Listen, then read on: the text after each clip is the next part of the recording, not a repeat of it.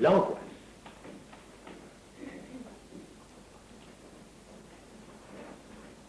Que nous prenons dans sa définition a minima, comme signal. Définition qui pourrait être au terme du progrès de la pensée de Freud,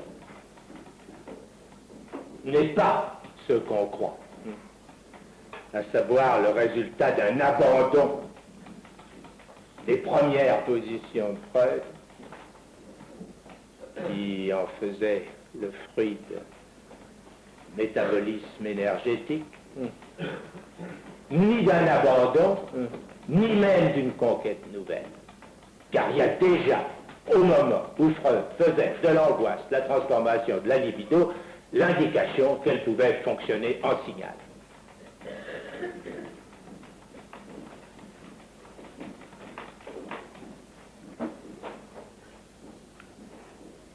Ceci sera facile de vous le montrer au passage, en nous référant au texte.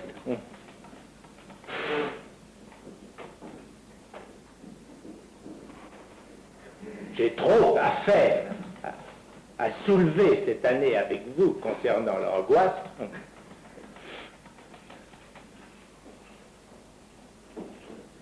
pour stagner trop longtemps au niveau de ces explications de texte.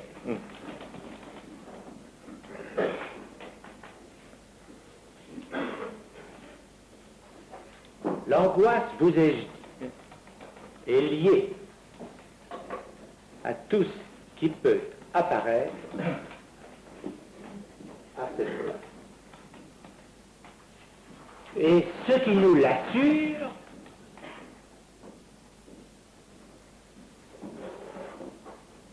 c'est un phénomène. Donc, c'est parce qu'on y a accordé trop peu d'attention qu'on n'est pas arrivé à une formulation satisfaisante, unitaire, de toutes les fonctions de l'angoisse dans le champ de notre expérience. Ce phénomène, c'est l'unheimlich. Je vous ai prié de vous reporter au texte de Freud la dernière fois. Ceci pour les mêmes raisons. Parce que je n'ai pas le temps de révéler avec vous ce texte. Beaucoup d'entre vous, je le sais, s'y sont tout de suite portés. Donc, je les remercie. La première chose qui vous y sautera aux yeux, même à une lecture superficielle, c'est l'importance qui donne Freud à une analyse linguistique.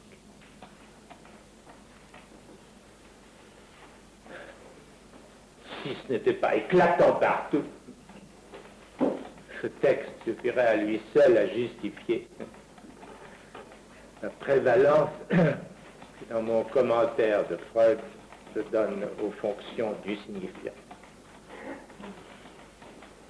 La chose qui vous sautera deuxièmement aux yeux quand vous lirez, ce par quoi Freud introduit la notion d'unheimlich, l'exploration des dictionnaires concernant ce terme, ce mot,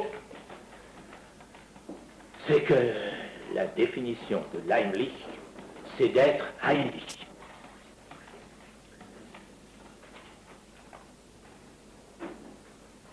C'est ce qui est au point du heim qui est unheim. Et puis, comme il n'a qu'à faire de nous expliquer pourquoi c'est comme ça, parce qu'il est très évident, à lire simplement les dictionnaires que c'est comme ça, eh bien, il ne s'y arrête pas plus. Il est comme moi aujourd'hui, il faut qu'il avance.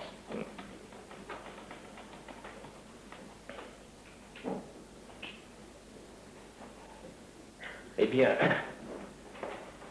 pour notre convention, pour la clarté de notre langage, pour la suite,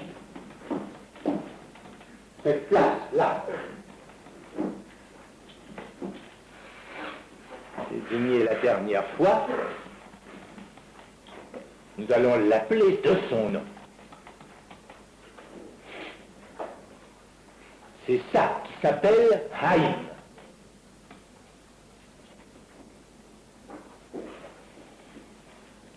Si vous voulez, disons que si ce mot a un sens dans l'expérience humaine,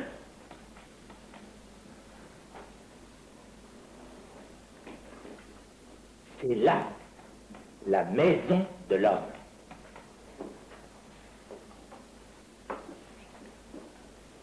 Donnez à ce mot maison toutes les résonances que vous voudrez, y compris astrologiques.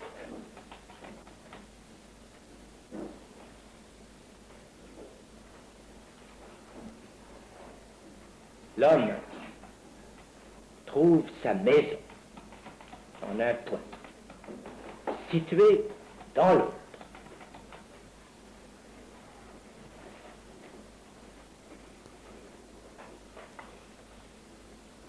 Au-delà de l'image dont nous sommes faits. Et cette place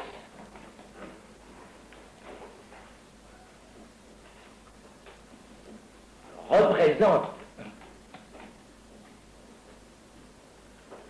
l'absence où nous sommes.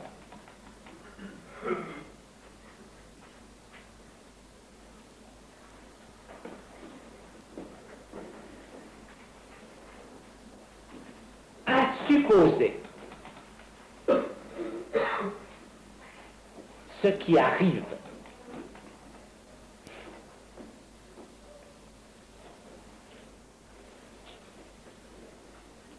qu'elle se révèle pour ce qu'elle est. La présence ailleurs qui fait cette place comme absence.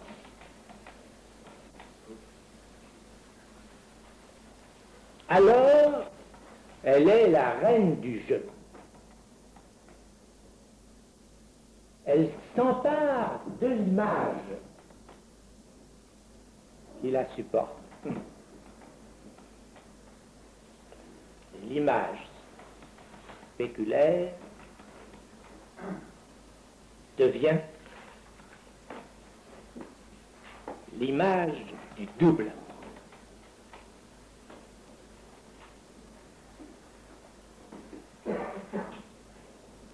Avec ce qu'elle apporte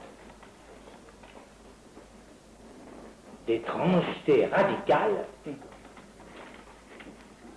et pour employer des termes qui prennent leur signification de s'opposer aux termes hegeliens,